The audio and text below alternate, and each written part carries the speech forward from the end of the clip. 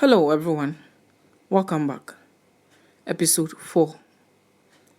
And make sure you get a clean bill of health before I see you here next time. Maleev grinned, cigarettes dangling out of the corner of his mouth. They always knew what exactly he wanted. No questions asked. In lieu of questions, what would usually happen would be a series of good natured insults coupled with irreverent banter and ribald jokes. Joe Maleev had been a regular client for years. In fact, he had just been inducted onto his own Wall of Fame. The back wall of the cigarette shop had been reserved only for the most faithful regulars. And as regulars went, Joe Maleev was a fixture. And being something of a celebrity had made his patronage even more special. A carton of his favorite cigarettes was always on the ready for the detective. Like clockwork, Maleev would pop up every month or so to purchase his refills. And the standing joke was that he could never be supplied the smokes without a clean bill of health from his doctors. Maleev puffed on the cigarette for dear life.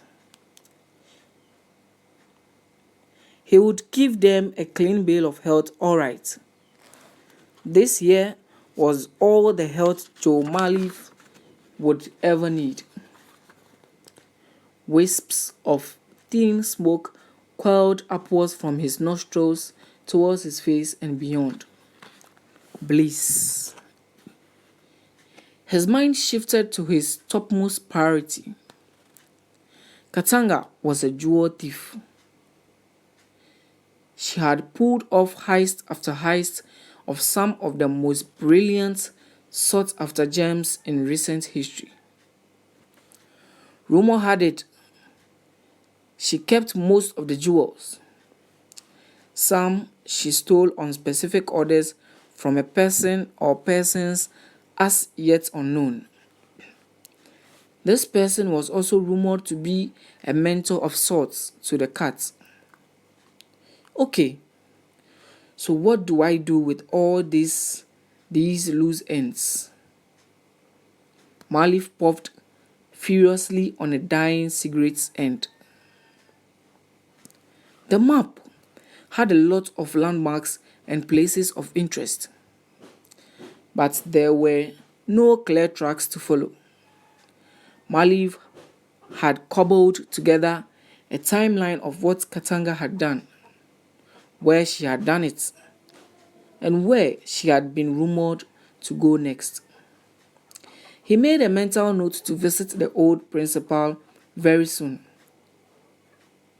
The penitentiary was not too far away, and Maleev figured a drive outside the city might do him some good. Katanga loved jewels.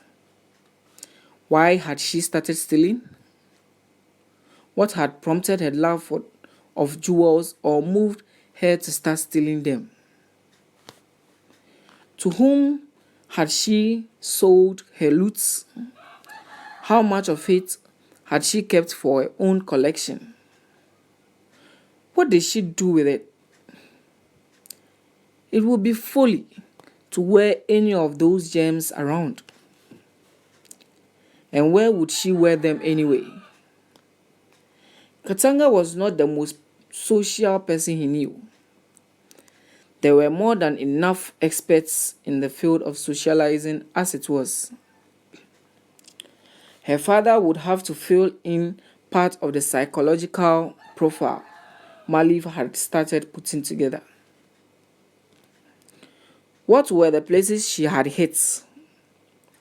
There had been 2 banks, a rarity.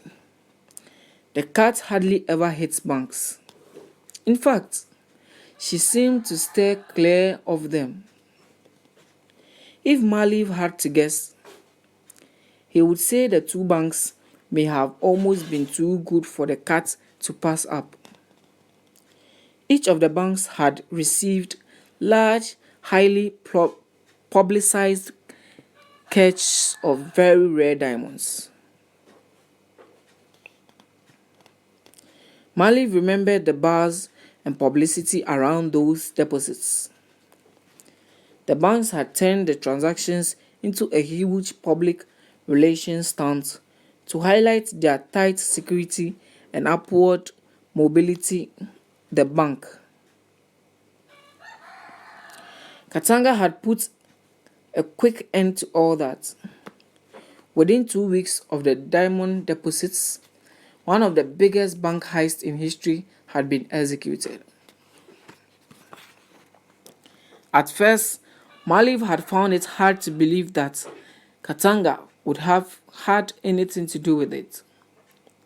He just couldn't imagine how diamonds could have been swiped from two banks within one night. Once the facts were revealed, though, one had to hand it to the cat. The timing had been impeccable. Every single action had been timed down to the second, which was to be expected for such a heist. However, walking a thin tightrope of ticking clocks between two bank robberies was a little beyond the pale, even for the cat. Katanga had had help. Of that he was sure. But what kind of help? And how? The cat card had been left at both robbery sites. Joe Maleev had seated in frustration, staring bleakly at the cheeky black-clad figure with a diamond tiara atop her head. All the usual things had been done. The TV monitors had been reset to an earlier time. Entry access points had been carefully unlocked. Alarms disarmed. The complacent security personnel had seen what appeared to be the same old scenario hour after hour. No news. Good news. And unbeknown to them, the cat had been emptying out trays and trays of glistening diamonds from the vault next door. The two banks were about 10 minutes apart, walking at a brisk pace. There were two other access points between the banks. To get from one to the other, therefore, the cat would have had to complete the robbery in the one bank, get out, walk or run to the other bank, and start work over there as well. In a sense, Maleev could understand why this would have had to have been done by one person only. It was ideal. Two people working in tandem could potentially communicate by different means to ensure a smooth outcome. But for the kind of near-perfect choreography this heist would have required, a single operator would actually have been optimal for the job. If the fabled jewel thief had had any kind of assistance, then whoever it was had probably communicated with her from a remote location. Thank you for listening. Please subscribe, like, and leave your comments. Thank you.